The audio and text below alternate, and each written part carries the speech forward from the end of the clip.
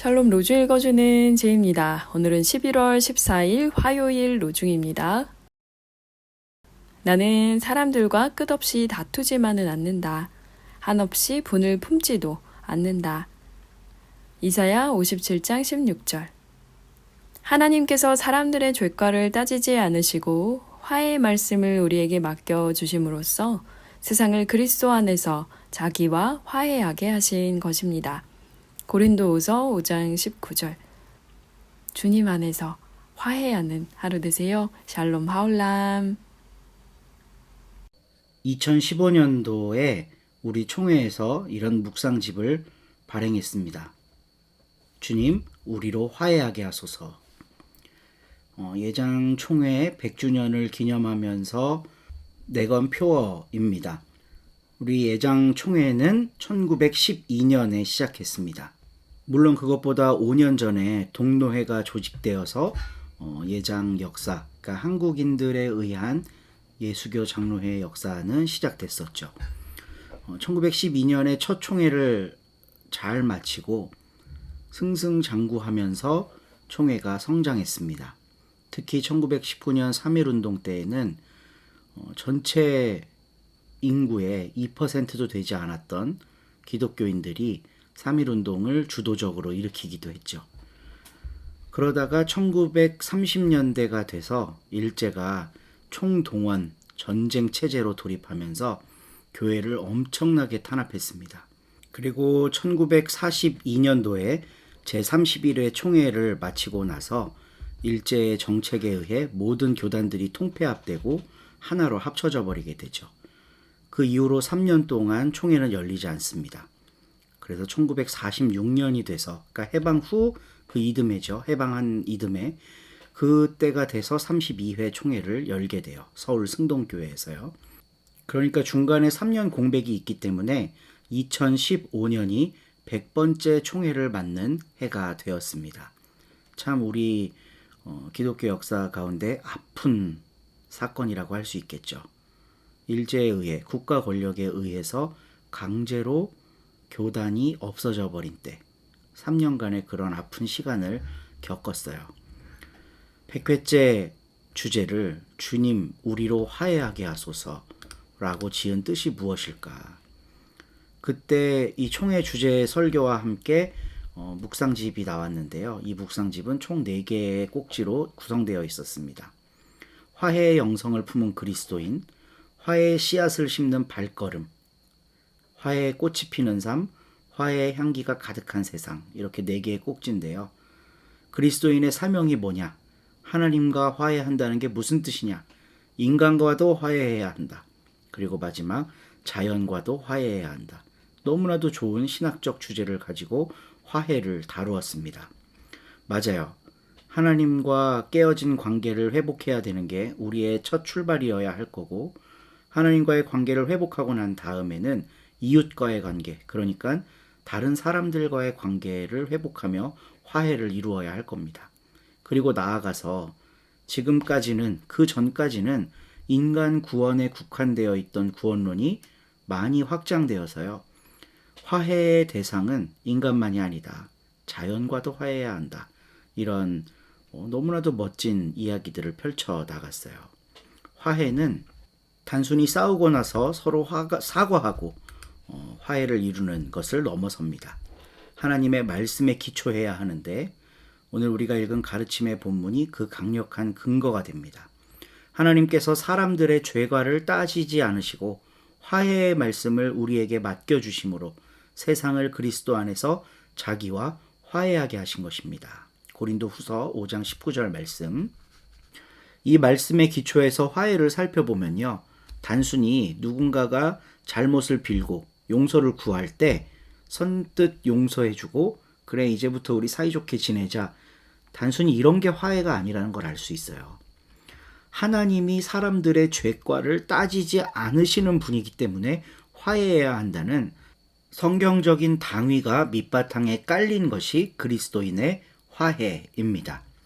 오늘날 우리들의 교회, 우리들의 삶에서는 이런 화해를 이루고 있는가?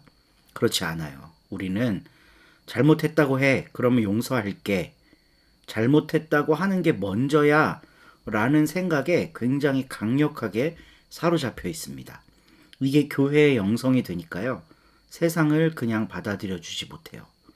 우리가 일상을 살면서 마주하는 사람들, 그 사람들이 만들어낸 문화, 이 모든 것들을 하나님이 용납하고 계신다는 이런 생각이 교회 안에 아주 희박합니다.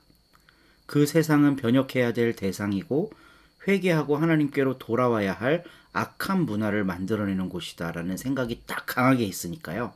세상을 향한 태도가 굉장히 권위적이고 때로는 폭력적이 되기도 합니다. 그 영성이 고착화되니까요. 이제 교회가 대놓고 누군가를 정죄하고 잘못했다고 강력하게 주장하기도 하지요. 그러면서 우리는 화해를 또 외칩니다. 주여 우리로 화해하게 하소서. 이런 이야기를 공식적인 표어로 사용하기도 해요. 근데 화해의 밑바탕에는 죄과를 따지지 않으시는 하나님의 자비하신 성품이 깔려 있어야만 합니다.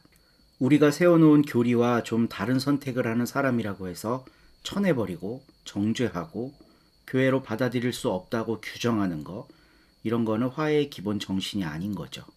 이미 세상에서는 공산주의니 자본주의니 자유진영이니 사회주의 진영이니 이런 게 다 끝났어요. 공산주의 더 이상 이 세상을 지배하고 있지 못하고 사회주의적인 사상도 이론적으로만 괜찮지 실제적인 역사 속에서 이미 대다수의 선택을 받지 못했습니다. 그런데도 교회 공동체는 우리가 세워놓은 교리와 뭔가 다르다는 이유로 그것들을 굉장히 격렬하게 반대하고 나서고 있죠. 이런 이야기는 단순히 교회를 비판하기 위해 하는 게 아닙니다. 교회의 그 영성이 각각의 성도들의 삶에도 큰 영향을 미치고 있기 때문에 그래요. 입으로는 화해를 이야기하지만 마음속에는 큰 벽을 세워두고 있는 우리의 모습을 오늘 말씀 앞에서 성찰해 보았으면 좋겠습니다. 하나님이 죄가를 따지지 않으시는데 우리는 너무 죄가를 많이 따지면서 살아요. 오늘 로중 말씀과 가르침의 본문을 묵상하는 가운데 하나님께서 주시는 참 평안과 화해의 영이 우리 가운데 임하기를 소망합니다. 좋은 하루 되세요. 17장. 이런 말씀들을 예수님이 하셨다. 그러고는 눈을 들어 하늘을 향하여 기도하셨다. 아버지, 때가 와 있습니다. 아버지의 아들을 영광스럽게 하셔서 아들이 아버지를 영광스럽게 하도록 해주십시오. 아버지께서 아들에게 모든 생명체에 대한 권한을 주셨기 때문입니다. 아들에게 맡겨주신 것마다 그것들에게 아들이 영원한 생명을 주도록 하시려고요. 영원한 생명은 이것입니다. 곧 아버지께서 한 분뿐인 참 하나님이신 것과 또 아버지께서 보내신 예수 그리스도를 아는 것입니다. 나야말로 아버지를 땅에서 영광스럽게 했습니다. 아버지께서 나에게 하라고 맡겨주신 그 일을 끝냄으로써요. 이제 아버지께서 몸소 나를 아버지 곁에서 영광스럽게 해주십시오, 아버지. 세상이 있기 전에 내가 아버지 곁에서 누렸던 그 영광으로요. 내가 아버지 하나님의 이름을 사람들에게 드러냈습니다. 하나님이 세상에서 뽑아내서 나에게 맡겨주신 사람들에게요. 그들은 하나님께 속했는데 나에게 그들을 맡겨주셨지요. 그리고 그들은 하나님의 말씀을 지켜왔습니다. 이제 그들은 하나님이 나에게 주신 것은 모두 다 하나님께로부터 온 것임을 압니다. 하나님이 나에게 주신 말씀들을 내가 그들에게 주었기 때문입니다. 그들이 그것들을 받아들였습니다. 그리고 그들은 내가 하나님께로부터 나왔다는 것을 참으로 알게 되었습니다. 또 하나님이 몸소 나를 보내셨다는 것을 믿었습니다. 내가 직접 그들을 위해 간청합니다. 내가 간청하는 것은 세상을 위해서가 아니라 하나님이 나에게 주신 사람들을 위해서입니다. 그들이 바로 하나님께 속해 있기 때문입니다. 나의 것은 모두 하나님 것이고 하나님의 것은 나의 것입니다. 나는 그들 사이에서 이미 영광스럽게 되었습니다. 내가 더는 세상에 있지 않습니다. 그런데 그들은 세상에 있습니다. 나 자신마저 하나님께로 갑니다. 거룩하신 아버지 하나님이 나에게 주신 하나님 이름의 능력으로 그들을 지켜주십시오. 그리하여 우리가 그런 것처럼 그들이 하나가 되게 해주십시오. 내가 그들과 함께 있을 때는 내가 직접 그들을 하나님이 나에게 주신 하나님 이름의 능력으로 지켜주었습니다. 또 보호해 주었습니다. 잃어버릴 자식 말고는 그들 가운데 아무도 잃어버리지 않았습니다. 성경 말씀이 이루어지게 하려는 것이었습니다. 이제 나는 하나님께로 갑니다. 이런 것들을 내가 세상에 있는 동안에 말씀드리는 것은 나의 기쁨이 그들 안에 가득 차 있게 하려는 것입니다. 나는 그들에게 하나님의 말씀을 주었습니다. 그러나 세상은 그들을 미워했습니다. 그들이 세상에 속해 있지 않기 때문입니다. 나 자신이 세상에 속해 있지 않은 것과 마찬가지로 말입니다. 내가 하나님께 간청하는 것은 그들을 세상에서 빼내시라는 것이 아니라 그들을 악한 자에게서 지켜주시라는 것입니다. 그들은 세상에 속해 있지 않습니다. 나 자신이 세상에 속해 있지 않은 것과 마찬가지로요. 그들을 진리로 거룩하게 해주십시오. 하나님의 말씀이 진리입니다. 하나님이 나를 세상에 보내신 것처럼 나 자신도 그들을 세상에 보냈습니다. 그들을 위해 내가 나 자신을 거룩하게 합니다. 그들 자신도 진리 안에서 거룩하게 되도록 하려는 것입니다. 내가 이들을 위해서만 간청하는 것은 아닙니다.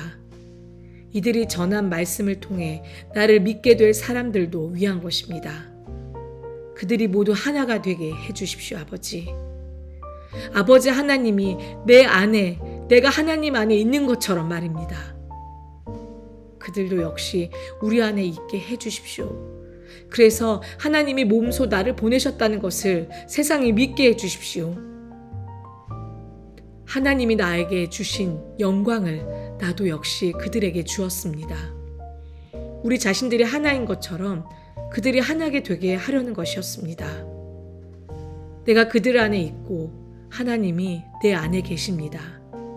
그들이 완전히 하나가 되어야 합니다. 그래서 하나님이 몸소 나를 보내셨다는 것과 나를 사랑하신 것처럼 그들도 사랑하셨다는 것을 세상이 알아야 합니다.